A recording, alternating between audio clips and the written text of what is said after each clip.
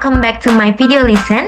My name is Ayudya Astiti and my student ID is 241301111 from class 4A Math Education. So today I'm going to talk about sequence and series. So this topic is one of the fundamental concepts in mathematics, especially in understanding number patterns and how those patterns can be solved. So today I'm not alone here. I'm here with Wahyu, who will be learning together with us. Say hi, Wahyu. Hi everyone. Okay, before we start the lessons, I will share the material on the screen first. Okay, before we start, let me ask you a question. Have you ever seen number pattern in real life? So I will give you a moment, Wahyu, to think about it. I think I've seen pattern when counting money or step. Yes, that's a great example. Number patterns appear in many daily activities like counting, games, or climbing stairs like this picture, and etc. And today, we will learn how mathematics explain them. So, the first one, let's start with sequence. A sequence is a set of numbers arranged according to a certain rule or pattern. So, it's important to understand that a sequence is not a sum. It is simply an ordered list of numbers that follow a mathematical rule. The pattern can involve addition, multiplication, or other types of relationships. For example, look at this sequence. It's 2, 6, 10, 14, 18, and so on. Wahyu, try to observe this pattern for a moment. What do you think is happening here? I think it looks like the number are increasing. Maybe by the same amount? Yes, correct. If we look closely, its number increased by 4. So that means there is a clear and consistent pattern, and also we can continue the sequence easily. So, next, in general, there are several types of sequence, including arithmetic sequence, geometric sequence, combination sequence, and special sequence such as Fibonacci or sequence derived from mathematical constant. Now, let's talk about arithmetic sequence. An arithmetic sequence is a sequence in which each term is obtained by adding a constant value to the previous terms. So this constant value is called the common difference. For example, you can see this sequence, it's 3, 7, 11, 15, and so on. Now, try to identify the difference between each term.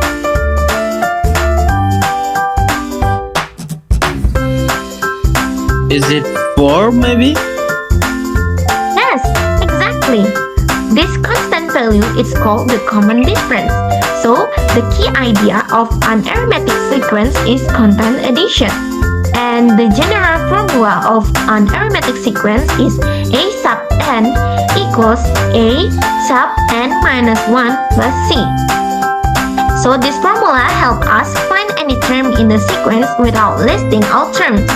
Next, we have geometric sequence. In this sequence, different than the arithmetic sequence. So, in a geometric sequence, each term is obtained by multiplying the previous term by a constant value called common ratio. For example, you can see this sequence, it's 5, 15, 45, 135, and so on. You can see this sequence and can you spot the pattern? Oh, it's multiplied by 3 each time. Perfect.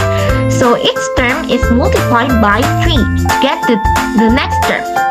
So this is called the common ratio. Thus, the main concept of geometric sequence is constant multiplication, and the general formula of geometric sequence is a sub n equals a sub n minus 1 times c. So this formula can help us determine any term using multiplication patterns. There are also combination sequence, which involve more than one pattern. In this case, the sequence can be written divided by 3 to the power of n. For example, consider the sequence of 1/3, 2 nines, 227, 481st, and so on. Wahyu, try to observe both the numerator and denominator.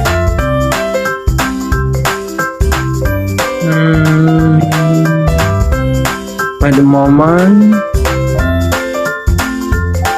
the top number increases, but the bottom number grows faster. Good observation. In this case, you will notice the number or the numerator or the top numbers increased by 1. It's like arithmetic, while the denominator or the bottom number is multiplied by 3 like geometric. So, in addition, there are special sequences that do not follow simple addition or multiplication rules but still have a mathematical basics. One example is the sequence of decimal digits of pi, which begin with 3.1, 4, 1, 5, 9, 2, 6, and so on. Another example is the Fibonacci sequence, which start with 1 and 1 and its subsequent terms is in the sum of the two previous terms like this formula. It is a sub n equals a sub n minus 1 plus a sub n minus 2. Forming this sequence is 1, 1, 2, 3, 5, 8, 13, and so on. So this one is different from the others? Yes, it doesn't use addition or multiplication in a simple way, but it still follows a rule. Okay, next. After understanding sequence, we move on to series. Think of it this way. If a sequence is just a list of numbers, a series is what happens when we put a plus sign between them. So sequence is just a list, series is the total? Exactly, that's the key idea. So, a series is the sum of the term of sequence. It is the total result of adding those numbers together. For example, if we have the sequence of 2, 4, 6, 8, then corresponding series is 2 plus 4 plus 6 plus 8. If the summation continues indefinitely, it is called an infinite series. Now, in infinite series, there are two important concepts. The first one is a convergent series. A convergent series is a series whose sum approaches a finite value even if it has infinitely many terms. So it's like a series that has a goal. Even if you have infinitely many terms, the total sum approaches one specific, its finite value. For example, consider this series. It's 1/3 plus 1 nin plus 127 and so on. Wahyu, what do you notice about the numbers?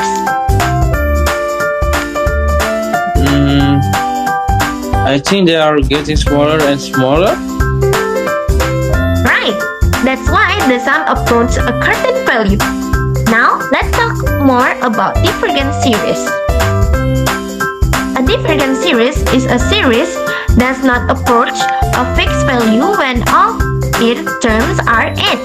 So instead of settling toward a certain number, the sum keeps decreasing without bound or fluctuation, without getting closer to a single value. For example, consider this series: 1 plus 2 plus 3 plus 4 plus 5 and so on. Now think about what happens when we keep adding these numbers.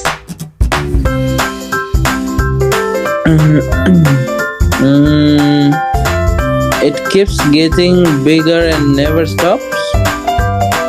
Yes, the number keeps getting bigger and bigger. So if we start adding the terms, the total keeps getting larger and larger and never settles. And that's why we call it divergent. Now, let's try another simple example together. It is 1 plus 1 plus 1 and so on. As we we keep adding the result, it's become 1, 2, 3, and so on. Again, it's keep increasing without limit, so it is also a divergent series. So the key idea is this: a convergent series gets closer and closer to a certain value, while a divergent series does not settle to any value at all. So, just like a sequence, series can also be classified into two main types. The first one is an arithmetic series. An arithmetic series is the sum of arithmetic sequence where the difference between consecutive terms is constant. For example, 4 plus 7 plus 10 plus 13 and so on. What is the pattern here?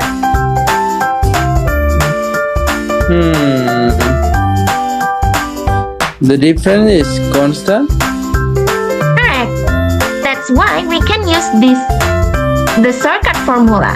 With a constant difference, we can write the pattern in formula like this.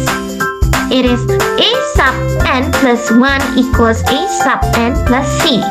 And if we want to find the total sum without adding one by one, we can use this magic formula.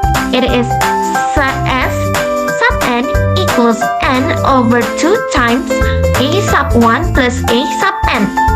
Or if you don't know the last term, you can use this formula too.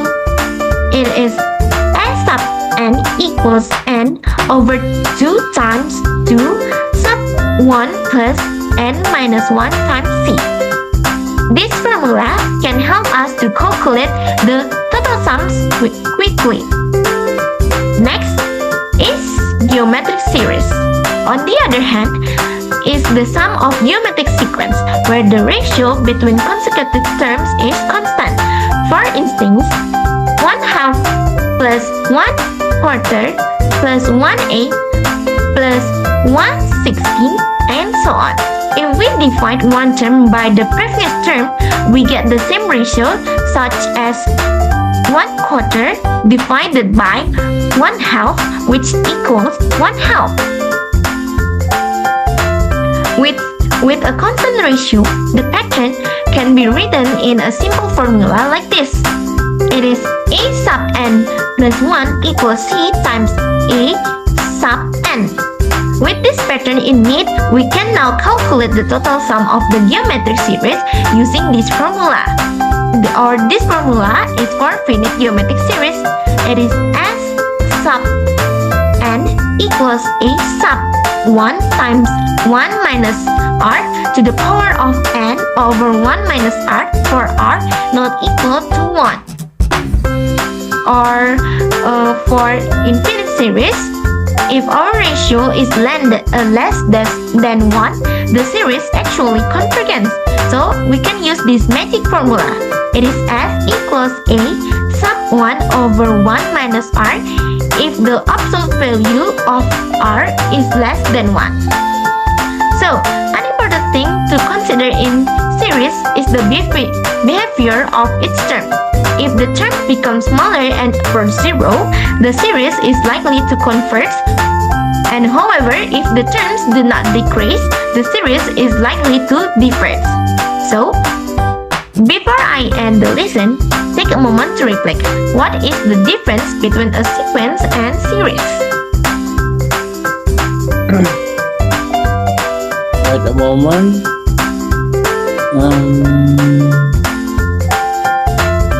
Maybe I think a sequence is a list and a series is the sum of the list. Perfect, you've got it. In conclusion, a series is an ordered list of numbers that follow a pattern, while a series is the sum of those numbers. And also, we learn about arithmetic and geometric forms, as well as convergence and divergence. So, I hope this lesson helped you to understand the concept better and makes learning mathematics more interesting. So that's all for me. Thank you for your attention, Wahyu, and all of you watching these videos. And if you have any question or would like to further clarification, I will be happy to discuss them with you. See you in the next lesson. Bye bye.